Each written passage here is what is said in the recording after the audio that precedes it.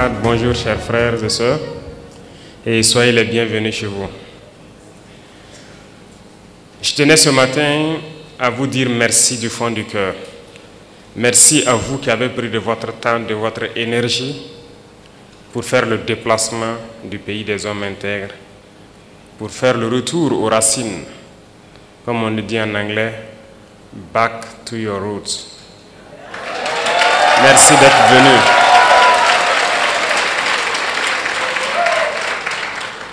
Vous nous avez fait preuve de fraternité, vous nous avez fait honneur et je prie Dieu qu'il continue à vous bénir tous, à vous donner la santé, la force nécessaire de pouvoir continuer à revenir à vos sources. Parmi vous, il y a des personnes âgées, très âgées, qui malgré le poids de l'âge, ont fait le déplacement avec vous. Je vous dis infiniment merci du fond du cœur et que Dieu continue à vous réconforter.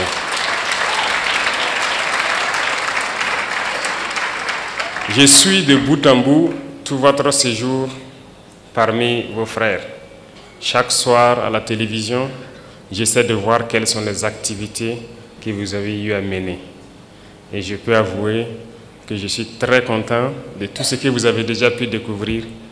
Mais je prie Dieu que le temps soit encore de notre partie et que vous puissiez revenir et pouvoir découvrir beaucoup plus de choses à travers le Burkina Faso.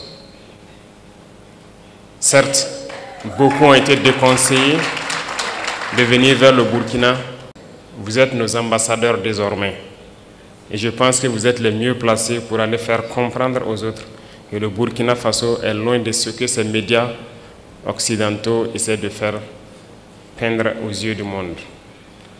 Le Burkina est bien fréquentable, le Burkina résiste, le Burkina tient debout et le Burkina vit. Et merci à vous de prouver cela aux yeux du monde.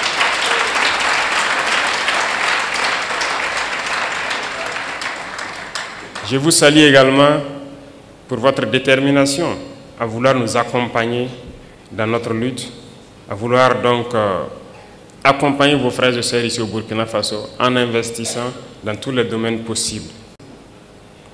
J'en ai échangé avec le Premier ministre rien que hier sur la carte de résident permanent. Certes, nous avions mis des conditions d'acquisition de la carte, mais aussi d'autres conditions financières. Mais nous avons décidé de lever la condition financière en ce qui vous concerne pour que vous n'acquisiez.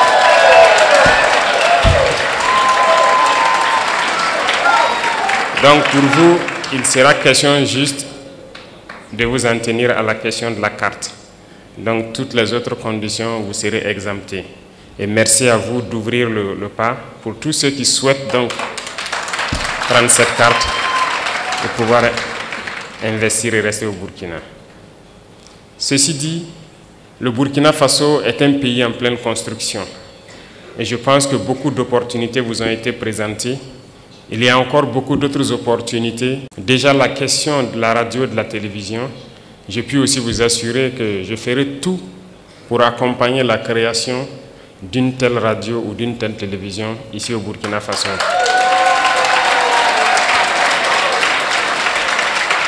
Parce que la communication est une arme et personne ne peut raconter notre histoire mieux que nous-mêmes.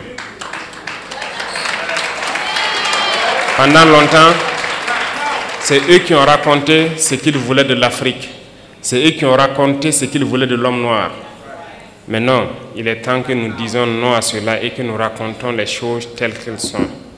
Et je vous encourage à pouvoir poursuivre ce projet que nous allons beaucoup accompagner. Le Burkina Faso est en construction.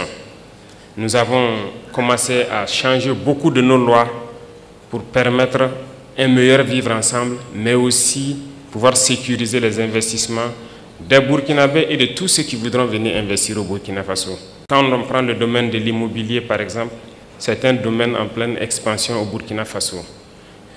Nous prenons le domaine de l'agriculture et de la transformation agricole, notamment l'industrie agroalimentaire, l'énergie. Bref, il y a beaucoup de domaines qui sont donc ouverts et nous avons besoin des cerveaux de nos frères pour venir construire ici les industries qu'il faut pour transformer nos matières premières, et c'est nous qui devrons nourrir le monde et non nous qui devrons aller quémander aux yeux du monde. Et c'est bien possible que l'Afrique nourrisse le monde. Et donc je vous invite à pouvoir réfléchir, vous mettre ensemble peut-être, mais je vous assure que nous allons vous accompagner pour pouvoir investir dans des domaines clés au Burkina Faso qui peuvent vous être bénéfiques et bénéfiques à tous vos frères ici. Et ça, c'est l'essence même de notre lutte.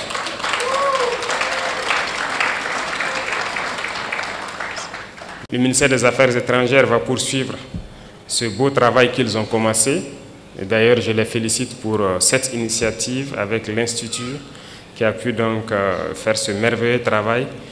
Continuez le travail de présenter les opportunités pour pouvoir vous guider et vous canaliser vers les investissements structurants et bénéfiques. Et nous allons continuer à suivre ça de très près pour que vous ne soyez pas déçus de votre investissement au Burkina Faso. Reconnaissez une chose, la lutte que nous menons est âpre et c'est une lutte d'endurance.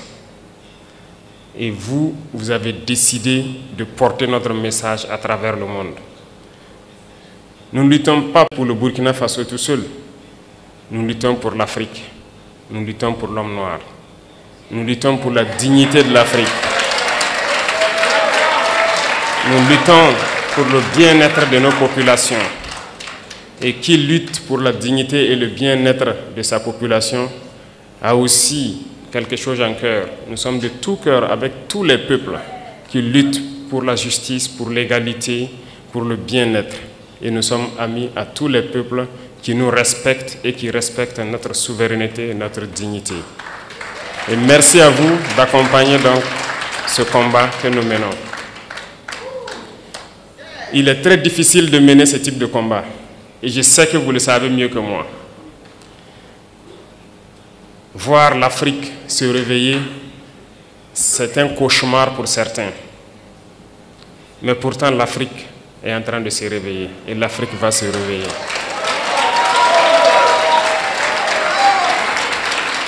Nous n'allons pas être complices de leur souhait, celui de voir l'Afrique être la réalité de ce qu'eux, ils ont pensé et dit de l'Afrique, notamment une terre d'esclaves, une terre maudite. Nous n'allons pas être complices et les accompagner pour que ce qu'ils pensent soit une vérité. Nous leur dirons que l'Afrique est un continent d'espoir, est un continent combatif et l'Afrique est un continent d'avenir. Et nous allons nous battre pour cela.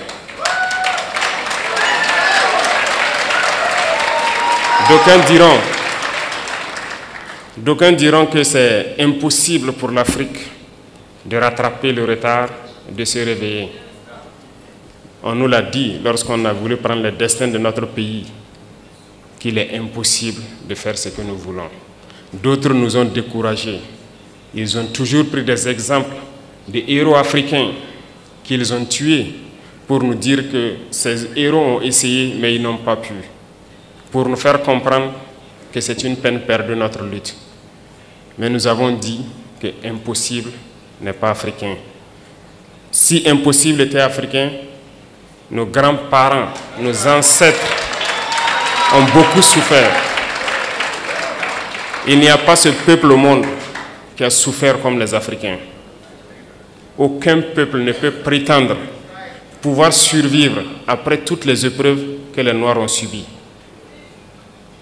On se rappelle que ce soit les colonisations, l'esclavage, les conquêtes arabo-musulmanes ici, les Africains ont connu toutes sortes d'humiliations, toutes sortes de traitements qui visent à nous exterminer.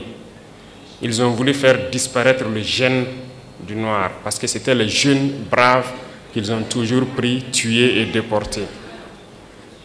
Donc l'Africain est le plus résistant de l'histoire de l'humanité parce que nous avons résisté à toutes les barbaries possibles.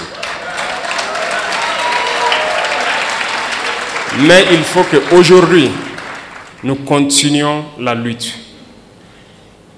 Et voilà pourquoi, moi je vous dis encore merci pour ce combat que vous menez. Parce que le continent souffre encore. Regardez ce qui se passe au Soudan. On extermine les frères noirs. Regardez ce qui se passe au Congo. Regardez ce qu'ils sont en train de s'aimer dans le Sahel. Un peu partout, ils manipulent les noirs pour qu'on s'entretue. Ils envoient les armes et on continue de s'entretuer. Il faut que cela s'arrête. Et c'est bien possible. Et la première chose, la première arme que nous pouvons utiliser, que vous pouvez utiliser, c'est la communication. C'est d'expliquer aux Noirs d'où il vient et qui il est et où est-ce qu'on peut partir. Et c'est bien possible et je vous félicite, je vous encourage dans ce combat. Il faut que partout où des Africains se retrouvent, il faut que nous comprenions une chose. Seuls unis, nous pourrons aller loin. Et il faut que nous arrivions à nous unir d'une manière ou d'une autre. Et cela incombe plus à la jeunesse aujourd'hui, mais aussi aux anciens, qui doivent pouvoir expliquer à la jeunesse ce qu'ils ont vécu hier et comment nous devons nous comporter aujourd'hui pour pouvoir nous unir. Et je compte sur tout un chacun pour continuer ce combat partout où il est. Parce que nous sommes combattus aujourd'hui par l'impérialisme qui cherche par tous les moyens à nous faire disparaître, mais aussi par nos propres frères. Certains qui sont les valets de l'impérialisme, mais d'autres aussi pour leur simple intérêt. Personnellement, je dirais qu'il y a beaucoup de chefs d'État africains qui ne m'aiment pas. Ils sont très nombreux, qui ne m'apprécient pas. Peut-être parce qu'ils sont jaloux, peut-être aussi, je suis un danger pour leur maître. Quoi qu'il en soit, moi je ne les en veux pas. Et ils font semblant. Lorsque les gens les croisent, ils font semblant de m'aimer. Mais je sais qu'ils sont nombreux à ne pas m'aimer. Mais notre prière est que Dieu les change profondément dans leur cœur. Que Dieu mette beaucoup d'amour dans leur cœur. Pas pour nous, mais pour leur peuple. Pour qu'ils aiment leur peuple. Et qu'ils se battent pour leur peuple.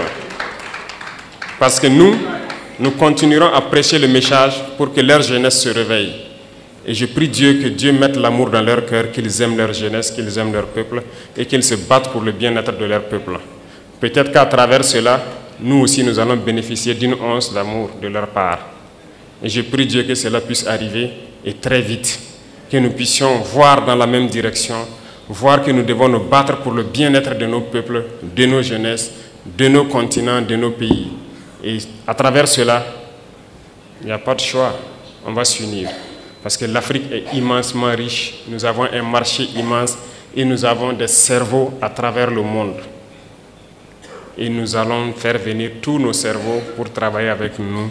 Et l'Afrique a besoin de tous ses fils, de toutes ses filles pour pouvoir se développer. Et vous portez ce message, vous portez ce combat. Et nous devons tout faire pour que ce combat aboutisse et au plus vite. Ça, c'est très important. Parce que vous devez voir ce combat aboutir dans très peu de temps. Et c'est bien possible. Donc, je vous encourage, je vous félicite pour tout ce que vous faites. Et avant de clore mes propos, je vous invite, à chaque occasion que vous pourrez, revenir au Burkina Faso, parce que nous allons transformer le Burkina Faso, faire du Burkina un exemple pour que les gens voient que c'est possible. Nous allons partir de cette situation de guerre, construire le pays, le rendre mielleux et que tout le monde voit que c'est bien possible et ça va motiver d'autres à se lancer sur le même chemin que nous. Merci pour cet accompagnement, merci pour cette chaleur que vous êtes venus nous donner, merci pour l'amour que vous êtes venus nous donner. Et je prie Dieu que vous retournez tous sains et saufs et que vous revenez chez vous au Burkina Faso, investir et vivre paisiblement quand vous le souhaitez. Merci beaucoup à tous. Que Dieu vous accompagne, que Dieu vous bénisse. La patrie ou la mort nous vaincra. Merci.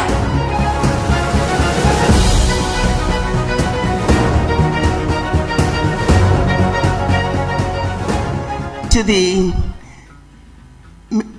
Prime Minister of the Great Republic of Burkina Faso, the entire government of Burkina Faso, to the citizens of Burkina Faso, we want to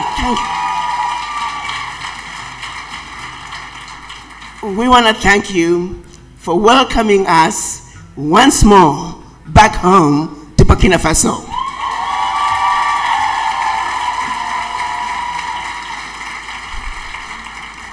We were here last year. There were 130 of us. Mr. President, Captain Ibrahim Traore, we are back with 4 times that number. In your speech last year, you called all of us to be ambassadors of Burkina Faso. We want you to know we took that instruction very seriously, and we have been the ambassadors of Burkina Faso.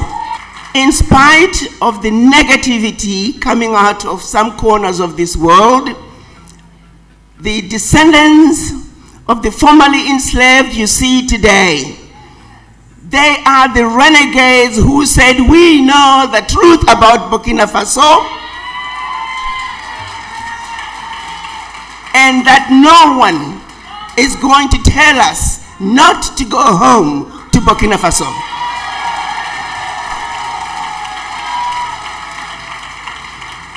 So it is my honor to introduce you to your children in the diaspora, particularly descendants of the formerly enslaved who are here to complete the journey of return on behalf of their ancestors.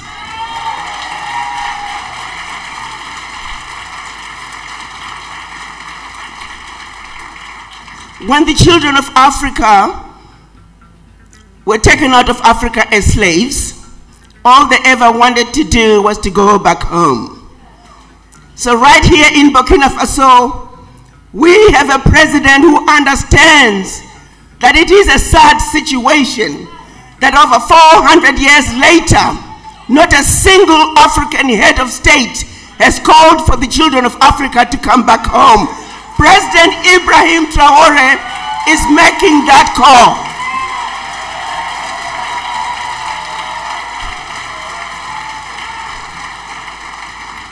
It is here in Burkina Faso that we shall conclude the journey of return. And all of you are bringing with you the spirits of your ancestors to put them back to rest right here in Burkina Faso. So, Mr. President, we're here to show our solidarity with the Sahel nations.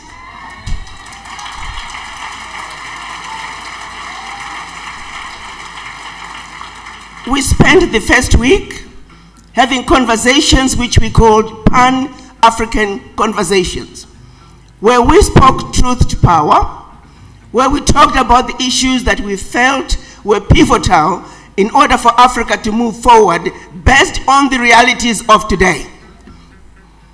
And that resolution that we came up included issues such as discussions pertaining to establishment of a Pan-African television and a Pan-African radio station, which is going to be based right here in Burkina Faso.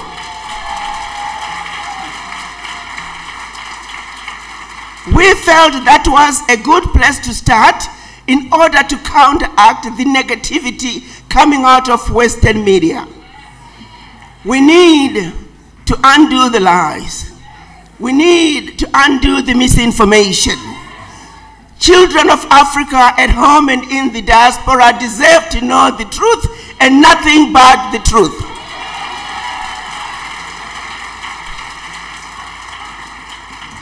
There are many other issues that are in the resolution which shall be presented to you through the Foreign Ministry.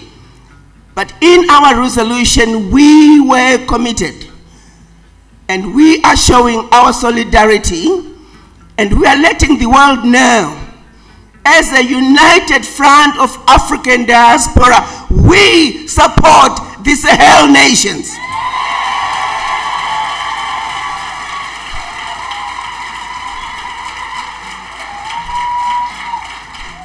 The fearless and transformational leadership coming out of Burkina Faso, Niger, and Mali must be supported by any means necessary.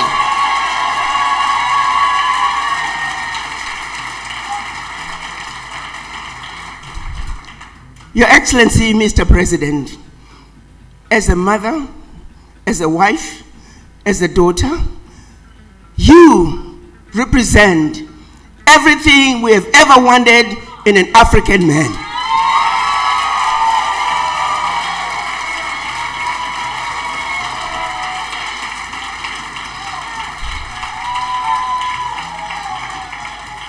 Burkina Faso has shown us the way.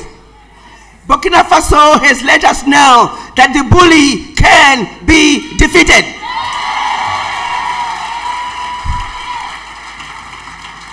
The citizens of Burkina Faso have done all the heavy lifting. The least we can do is be there to support them. So in addition to supporting the revolution that's taking place in the Sahel, we're also here to invest in Burkina Faso.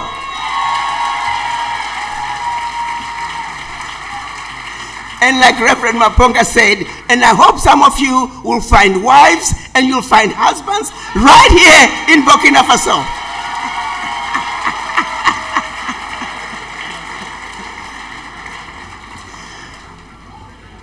We all could not be here today if it were not for the amazing work being done under the leadership of His Excellency Ambassador General Kasum Coulibaly.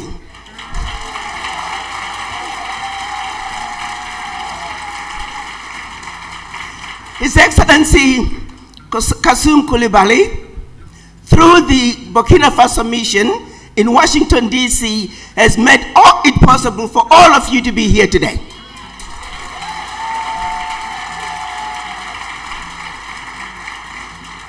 Mr. President, I want you to know that Burkina Faso is extremely well represented in Washington, D.C.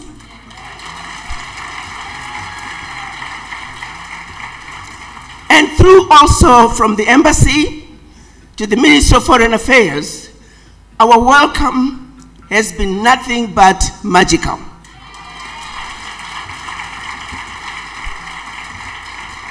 It is my humble opinion, Mr. President, that should you have a competition among the ministries in Burkina Faso, that the Ministry of Foreign Affairs should receive the award for the best, most achieving ministry in the government of Burkina Faso.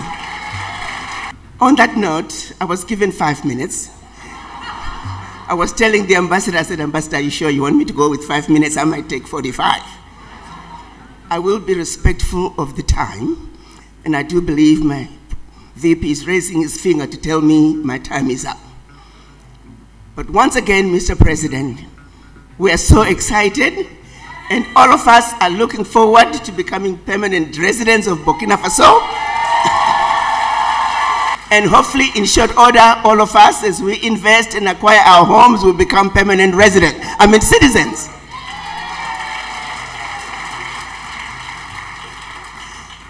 Thank you again, Mr. President, for the opportunity to address you.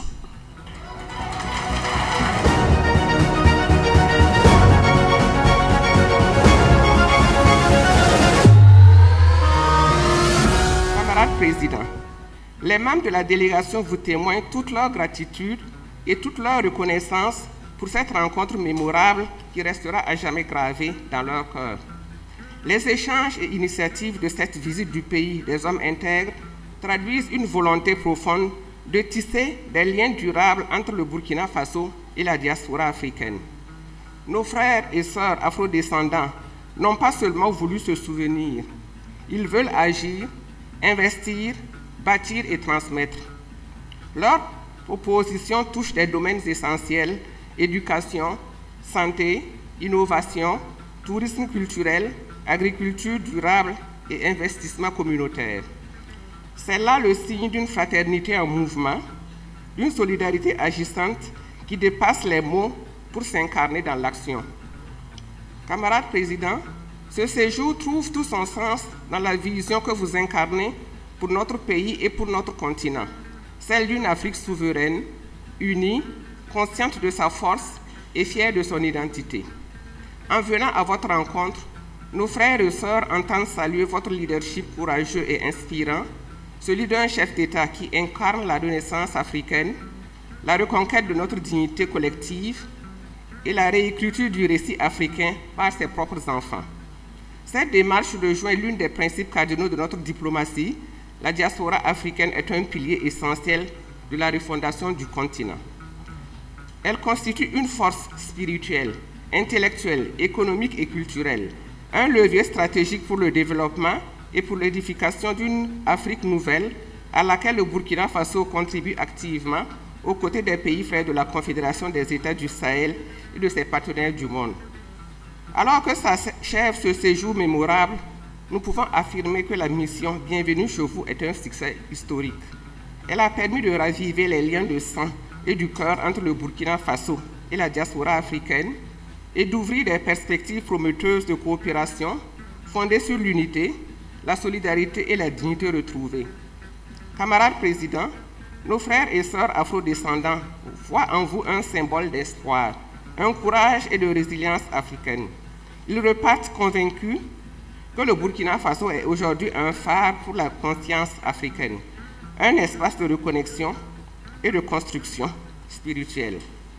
Je voudrais à cette occasion saluer l'engagement du personnel du ministère des Affaires étrangères, la dévotion de notre ambassade à Washington, ainsi que la collaboration efficace des départements ministériels partenaires dont les efforts conjugués ont permis la réussite de ce voyage mémorable. Camarades présidents, pour clore mon propos, permettez-moi de redire à nos frères et sœurs de la diaspora toute notre gratitude pour leur engagement fidèle aux côtés du peuple burkinabé et leur détermination à porter haut, à travers le monde, votre vision d'une Afrique libre, digne et souveraine.